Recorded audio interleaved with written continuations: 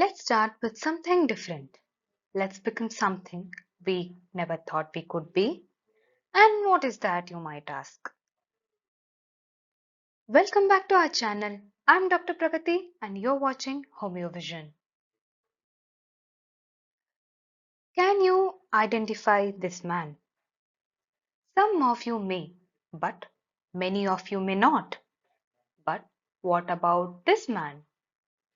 I bet 100% you will identify this man as the greatest detective of our fictional world, the Sherlock Holmes. Sir Arthur Conan Doyle was the creator of Sherlock Holmes. He was a doctor. Whatever the logic, observations, deductions, analysis, experiences, pattern comes in the Sherlock Holmes stories is from this man's great scientific mind. As a homeopath, we are not less than any detectives or scientists. We are scientific detectives. We interact with our surrounding little different than others. Rather than seeing things, we observe. So, what is observation? Observation is understanding the reality as it is, using our senses with sound mind. We see things clearly as they are with our eyes. We listen rather than hearing.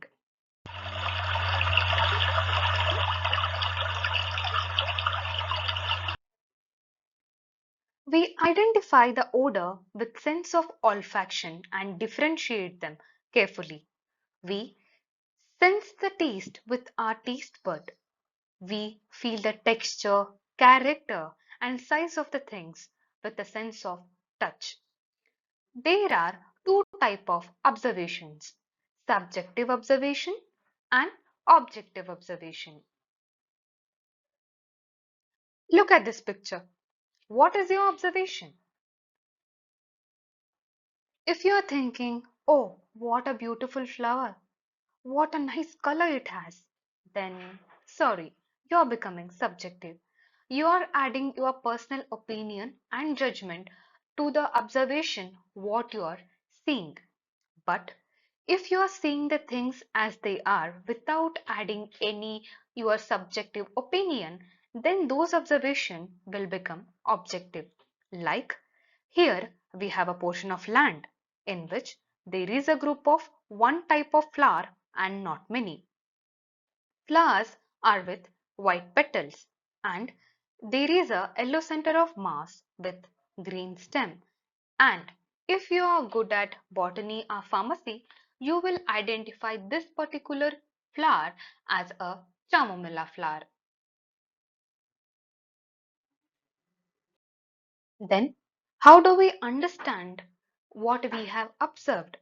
We perceive pattern in the things. What is that particular pattern? The pattern is of cause to the effect.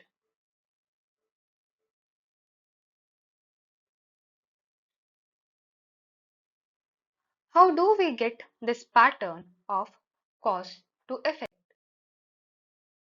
By asking the right question. What exactly happened? Why it happened? And how it happened? Now you may ask me, Dr. Pragati, what was the whole point of this fancy story about detectives, scientists, observations being objective and all?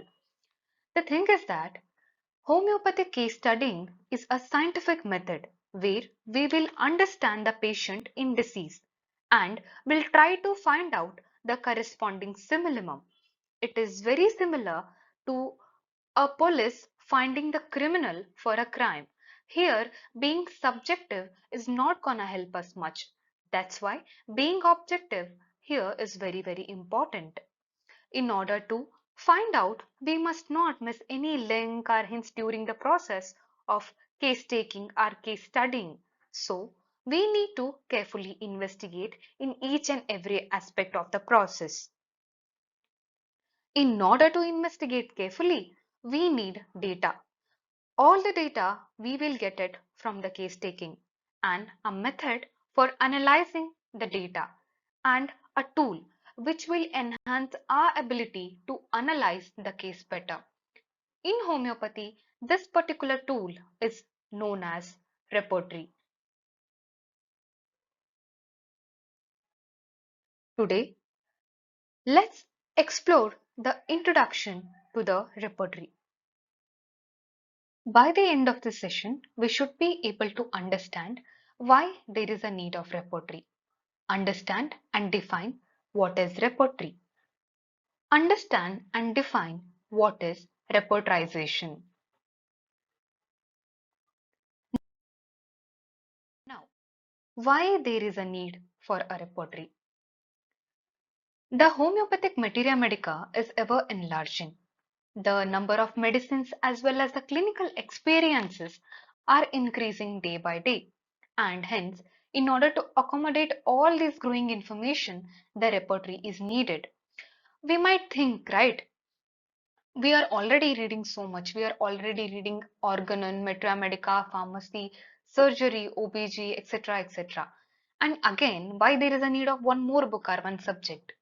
The thing is that when the information grows, we need a particular index in order to find out the remedy very quickly and very accurately. That's why the repertory is needed. Today, we have around 5,000 plus medicines with a vast symptomatology, and we all know that it is not easy to remember all the symptomatology. The first thing. Second thing, in order to save time, we need repertory.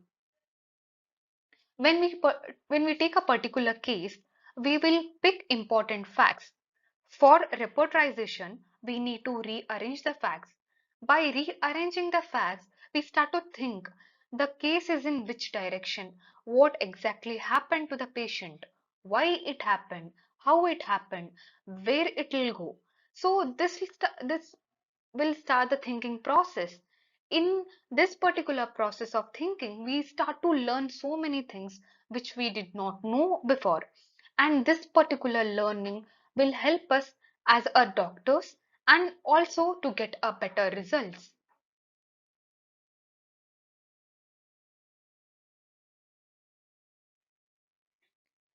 As Dr. Smith quotes, no one can know everything, and that is why, in all honesty, one must admit that no conscientious homeopathic doctor can practice homeopathy in a serious and really scientific way without a repertory.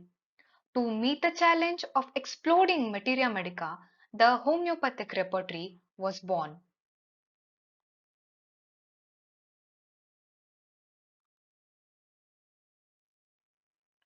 So, now the big question, what is repertory?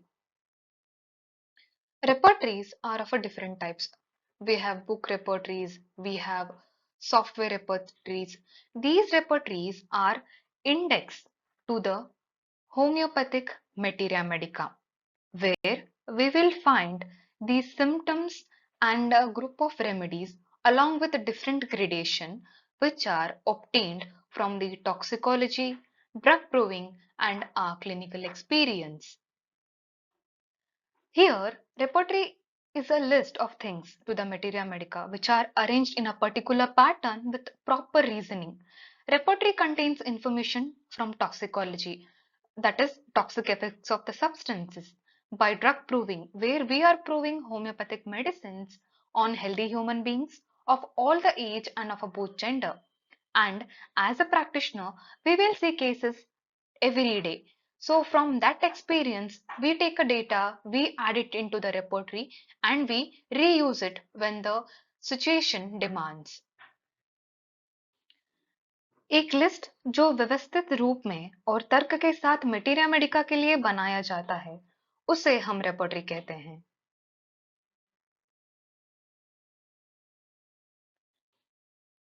Repertory helps us to find out the required symptoms together with a group of medicines having different grades. It acts as a linking chain between the materia medica and the disease. Let's take an example. A patient comes to you and he says, Doctor, I don't know why, but I feel something may happen to me and I don't want to be sick. So, how we will find the symptom in the repertory, right? Now, we have to convert this particular symptom into the repertorial language. Now, the question is, what is repertorial language? The repertorial language is nothing but the rubrics and the sub-rubrics. That is, we are converting the symptoms into the repertorial language in the form of rubric and sub-rubrics, and we are putting it into the repertory, and we are finding the desired group of medicines along with the grades. So the first thing, rubric. Rubric is kind of a heading or a guiding rule. They are the converted form of symptom. Rubric is the repertorial language of representing a symptom and clinical terms. In the example we have taken, the patient says, I don't know why, but I'm not feeling good and I don't want to be sick. This particular thing we can take as a anxiety symptom. And one more term is subrubric. Subrubric is that a classifying symptom presented as a classification of the rubric. So, if we have taken the rubric anxiety, below that, here in this particular example, the patient is concerned with his own health. So, we can directly take that particular symptom into the repertorial language. Here, if we go to the mind chapter, here I am referring to the synthesis repertory. If we go to the mind chapter, we can see the rubric anxiety. Under the rubric anxiety, we can see health about, but about whose health? In the sub-rubric section, we can see the sub-rubric one's own health. Here is the radar version of the synthesis, and here I try to show you how we go to the repertory and how we find out the rubric. Here we'll go to the mind chapter in the synthesis. Here we will see for the rubric anxiety, under which we see for the health about, and under that particular sub-rubric we go to the sub-rubric one's own health. Then we are ended into a group of remedies along with the different grades with desired symptom.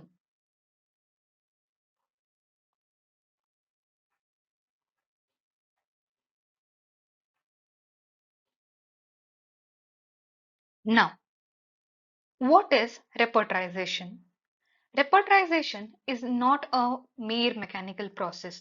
Here, we are removing the similar medicines from simillimum with logic. In the previous example, we have taken one rubric under which there were 83 medicines. We can't give 83 medicines to the patient, right? We have to give ultimately one simillimum. So that particular process where we are removing the similar medicines from the indicated one is known as repertorization. Usually, we start with a very wide range of remedies, maybe in hundreds or in thousands. But as we are adding the rubrics, the spectrum narrows down with a very small group, from which, with confirming other things like thermals, etc., and referring to the materia medica, we will arrive at the final selection of the simillimum. So to the previous rubric, I have added two more rubrics. So the spectrum has narrowed down from 80 plus medicine to 14-15. So our indicated remedy will be there in this particular group only. So we can use repertory in a such a way that it will be very helpful to us while prescribing. Different repertory have different methodology, different principles, and different working out methods and all that we will study in the later sessions. This is the basic plot about the repertory. That's all it for today. Thank you for being until the end. We encourage you people to stay connected with us for more such content. Learn with fun. Thank you.